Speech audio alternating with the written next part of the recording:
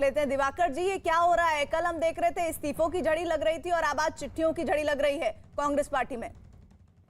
नहीं, ऐसा कुछ नहीं हो रहा है। ये तो देखिए, राजनीति है, इसमें ऊपर नीचे होता रहता है। लेकिन मेरा ये मानना है और मैंने ये कहा है अपने ट्वीट के द्वारा कि कोई भी आदमी, व्यक्ति पार्टी ज्वाइन करता है किसी दूसरी पार्टी से, उसको इतना बड़ा संगठन का पद नहीं देना चाहिए। उसको थोड़ी देर कूलिंग पीरियड होना चाहिए, थोड़ा कांग्रेस को समझे, कांग्रेस के इतिहास को समझे, किस तरीके से पार्टी चलती है, किस तरीके से आदमी कांग्रेस का कार्यकर्ता क्या चाहता है, उसको जानने की जरूरत होनी चाहिए। उसके बाद पार्टी में रहे, आप कुछ भी बनाइए, लेकिन जो 4-5 साल का उसका कूलिंग पीरियड जरूरी है। लेकिन विभाकर शास्त्री, जिस बात को आप समझ रहे हैं, प्रियंका गांधी के सलाहकार होने के नाते, पंजाब कांग्रेस के अध्यक्ष पद से नवजोत सिंह सिद्धू के इस्तीफे पर आला कमान ये बात क्यों नहीं समझ पाया? नहीं, इसमें आला कमान की कोई गलती नहीं है। आला कमान को जो फीडबैक नीचे से गया होगा, वो उस फीडबैक पे निर्णय लिया होगा। इसमें तो कई लोग बैठे होंगे, हमारे बड़े बड़े लीडरान बैठे होंगे, पंजाब के लीडर बैठे होंगे, हमारे वर्किंग कमेटी के कुछ मेंबरान बैठे होंगे। जरूर निर्णय मिलकर लिया गया होगा। इसमें आला कमान की क्या गलती? तो आला कमान का अब इस्तीफे के बाद क्या रुख है?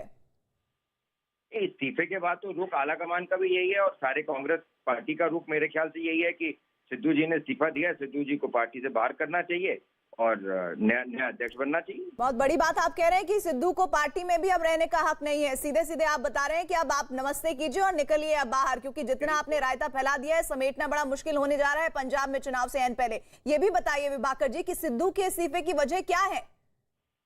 अब ये मैं जानता नहीं, मेरे सिद्धू जी से कोई इतना इंटरेक्शन है नहीं, ना मैं जानता हूँ क्या सिद्धू जी की इस्तीफे की वजह हो सकती है, मुझे नहीं पता।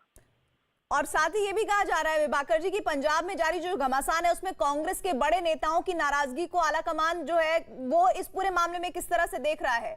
जैसे हम देख रहे हैं गुलाम नबी आजाद को हमने देखा, अभी कपिल सिब्बल की प्रेस कॉन्फ्रेंस हुई, सुबह से ही हम देख रहे हैं कि एक एक कर मनीष तिवारी खुलकर बोल रहे हैं। आला कमान का इस पर क्या रुख है?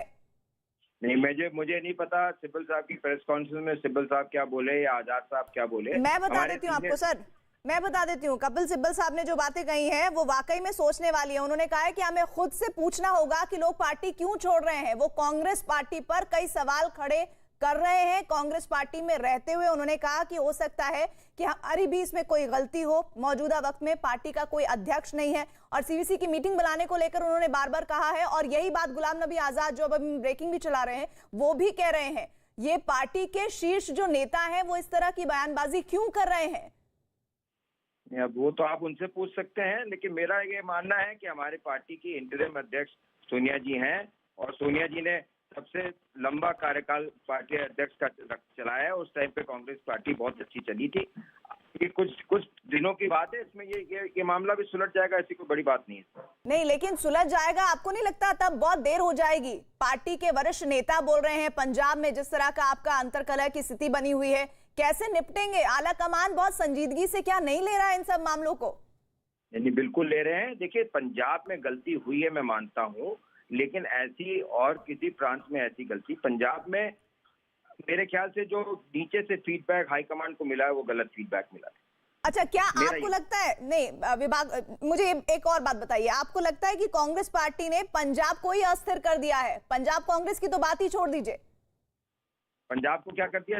अस्थिर कर दिया है। जिस तरह बीते कई महीनों से पूरा घटनाक्रम हो रहा है, आपको नहीं लगता कि पंजाब की जनता अपने आप को ठगासा महसूस कर रही होगी? क्योंकि जिस सरकार को उन्होंने 5 साल के लिए चुना और 5 साल का अंत आते आते वो स्थितियां देख रही है, वो ये समझ नहीं पा रही होगी कि हमने कैसी सरकार चुनकर दी है। पहले मुख्यमंत्री बदल देते हैं, फिर नया मुख्यमंत्री आता है, तो फिर पार्टी का जो अध्यक्ष है वो अपने इस्तीफा सौंप देता है और उसको पब्लिक कर देता है।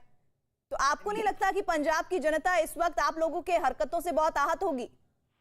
मुझे नहीं लगता। मुझे लगता है कि हमारी 4.5 साल की सरकार ने बहुत अच्छे काम किए हैं। आज भी हमारी सरकार का निर्णय आया है कि हमारे किसान भाइयों का जो बिजली का बिल है सारा माफ करा जा रहा है। तो ये तो राजनीति है। अब देखिए, आप भी समझते हैं ये तो डैमेज कंट्रोल की कोशिश कर रहे हैं चन्नी जी।